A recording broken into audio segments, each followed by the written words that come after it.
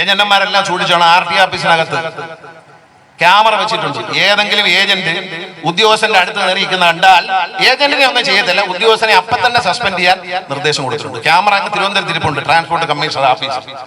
ഇവിടെ ഒരു വീഡിയോ കണ്ടു, മലപ്പുറത്ത് കണ്ട ഒരു ഓഫീസറുടെ മേശപ്പുറത്ത് ഒരാൾ ചാരി നിന്നുകൊണ്ട് ഫയൽ എടുത്ത് പരിശോധിക്കണം. ഇനി മേലിൽ ഒരു ഏജന്റും കൗണ്ടറിനകത്തേക്ക് കയറ്റാൻ പാടില്ല.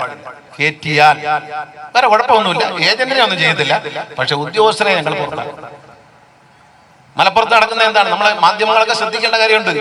കോടിക്കണക്കിന് രൂപയാണ് അടയ്ക്കാത്ത നികുതി, ജനങ്ങൾ അടച്ച നികുതി മാറ്റിയിട്ട് നികുതി അടയ്ക്കാത്തവന് നികുതി അടച്ചു വന്ന് രസീത് എഴുതി കൊടുത്തുകൊണ്ട് സർക്കാരിന് കോടികൾ നഷ്ടപ്പെട്ടു. 4 ഉദ്യോഗസ്ഥന്മാരെ സസ്പെൻഡ് ചെയ്തു.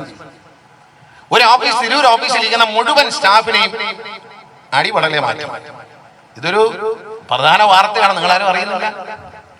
കോടിക്കണക്കിന് രൂപ സർക്കാരിന് കിട്ടേണ്ട പൈസ കിട്ടാതെ കിട്ടി എന്ന് രസീത് കൊടുത്തിരിക്കുകയാണ്.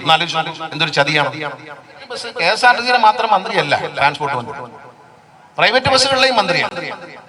കേരളത്തിൽ കൂടുതൽ പ്രൈവറ്റ് ബസ്സുകൾ വേണം. 2001 ഞാൻ മന്ത്രിയായിരിക്കുമ്പോൾ കേരളത്തിൽ 32,000 പ്രൈവറ്റ് ബസ് ഉണ്ടായിരുന്നു. 2001, 2002 കാലഘട്ടത്തിൽ. 2006 ആവുമ്പോഴേക്കും ഇത് 38,000, 40,000 അടുത്തേക്ക് വന്നു പ്രൈവറ്റ് ബസ്സുകളുടെ എണ്ണം. ഇന്ന് അത് 7,000-ൽ താഴെയാണ് എന്ന് നിങ്ങൾ മനസ്സിലാക്കണം. എവിടെ വന്നു വായിക്കണം, എത്ര പേർക്ക് തൊഴിൽ പോയി, എത്ര ലിറ്റർ ഡീസൽ അടിക്കുന്നത് അതിന്റെ നികുതി നമ്മുടെ സംസ്ഥാനത്ത് നഷ്ടപ്പെട്ടു, എത്ര റോഡ് ടാക്സ് നമുക്ക് നഷ്ടപ്പെട്ടു. ഇതൊക്കെ നമ്മൾ ചിന്തിക്കണം. അതെല്ലാം നഷ്ടപ്പെട്ടു നമുക്ക്. എന്തുകൊണ്ട് വന്നു? 2 കാരണങ്ങളേ ഉള്ളൂ. പ്രൈവറ്റ് ബസ്സുകാരും തമ്മിലുള്ള മത്സരം. പ്രൈവറ്റ് ബസ്സുകാരന്റെ തലയ്ക്കൽ KSRTC ഓടി, മത്സരിച്ചോടി. KSRTCയും തുലഞ്ഞു, പ്രൈവറ്റ് ബസ്സും തുലഞ്ഞു. രണ്ടും തുലഞ്ഞില്ലേ? സത്യമല്ലേ പറഞ്ഞ? ഞാൻ പറയുന്നത് കറക്റ്റ് അല്ലേ? നിങ്ങൾ ചിന്തിച്ചു നോക്കും. മുമ്പിലും പുറകിലുമായിട്ട് ഒരു പ്രൈവറ്റ് കാര്യം പുറകെ പോകുന്നു, KSRTC മുമ്പിൽ കയറുന്നു, പുറകെ കയറുന്നു. ഈ മത്സരങ്ങൾ ഒരു വാശിയോടെ മത്സരിച്ച് എല്ലാവരും തോറ്റു. ആ യുദ്ധത്തിൽ, ആ പരീക്ഷയിൽ എല്ലാവരും തോറ്റു. ഈ വാശിയുള്ള മത്സരത്തിൽ ഒരു വശം KSRTC ദീർഘദൂര സർവീസുകൾ അടക്കം നാഷണലൈസ് റൂട്ടുകളിൽ KSRTCയുടെ CIT യൂണിയൻ അനേക വർഷം കേസ് കൊടുത്തിട്ടാണ് കോട്ടയം കുമളി റൂട്ട് നമുക്ക് കിട്ടിയത്. KSRTC ജീവനക്കാർ നോക്കൂ, അവിടെ പ്രൈവറ്റ് ബസ് എല്ലാം മാറി. KSRTC ഉണ്ടെന്ന് പറഞ്ഞു, ഇപ്പൊ അതുമില്ല. വേറെ ആരാണ്ടൊക്കെ ഏതാണ്ട് ഒരു ടാക്സും അടയ്ക്കാത്ത വണ്ടികളുമായിട്ട് വന്ന് കൂടെയാണ്. ഇത് അനുവദനീയമല്ല.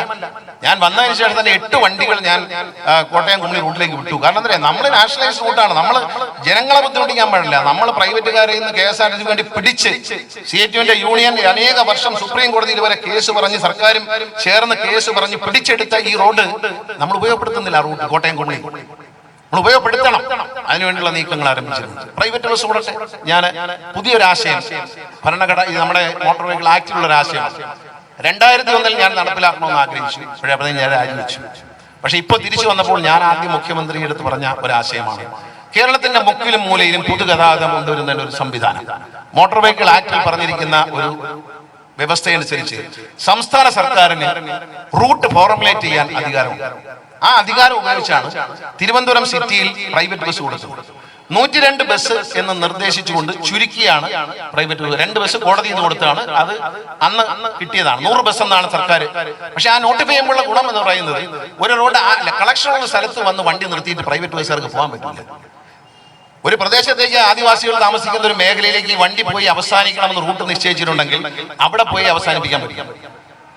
ഇപ്പൊ തിരുവനന്തപുരത്ത് വണ്ടി കൊടുത്തപ്പോൾ ശംഖുമുഖത്ത് നിന്ന് പുറപ്പെട്ട് കിഴക്കേക്കോട്ട വന്ന് പേരൂർക്കടയിൽ വന്ന് ഇന്ദിരാനഗറിൽ പോകണം വണ്ടി. അടുത്ത വണ്ടി AKG നഗറിൽ പോകണമെന്നാണ് പെർമിറ്റ്. അത് പേരൂർക്കടയിൽ എത്തുമ്പോൾ കട്ട് ചെയ്യാൻ പറ്റില്ല. അപ്പൊ ജനങ്ങൾ ബോധവാന്മാരായി, റെസിഡൻസ് അസോസിയേഷൻകാർ ബോധവാന്മാരായി, വണ്ടി വന്നേ പറ്റുമെന്നായി. ഒരു 20-25 കിലോമീറ്റർ വരുന്ന പുതിയ റൂട്ടുകൾ കണ്ടെത്തുകയാണ്. നാഷണലൈസ് അല്ലാത്ത റൂട്ടുകൾ കണ്ടെത്തി, പ്രൈവറ്റ് ബസ്സും ഇല്ല, KSRTC ഇല്ലാത്ത റൂട്ടുകൾ ചേർത്ത് ഒരു ലിസ്റ്റ് മോട്ടോർ വെഹിക്കിൾ ഡിപ്പാർട്ട്മെന്റ് തയ്യാറാക്കിയിട്ടുണ്ട്. അതിന്റെ പ്രത്യേകത എന്ന് വെച്ചാൽ ആ റൂട്ട് ഫൈനലൈസ് ചെയ്യുന്നത് MLA-യുടെ അധ്യക്ഷതയിൽ MP-യും മറ്റ് ജനപ്രതിനിധികളും കൂടി ഇരുന്ന്, സാമൂഹ്യ പ്രവർത്തകർ, സമൂഹത്തിലെ ഇപ്പൊ ട്രാൻസ്പോർട്ടിന് പൊതുഗതാഗതത്തോട് താല്പര്യമുള്ളവർ, ഇവരെല്ലാവരും കൂടി ഇരുന്ന് ചർച്ച ചെയ്തിട്ട് ഇത് ഫൈനലൈസ് ചെയ്യും. പക്ഷെ ഫൈനലൈസ് ചെയ്യുമ്പോൾ ഈ ഉടമസ്ഥനായി എടുക്കുന്ന ആളിന് ദാരിദ്ര്യം വരും.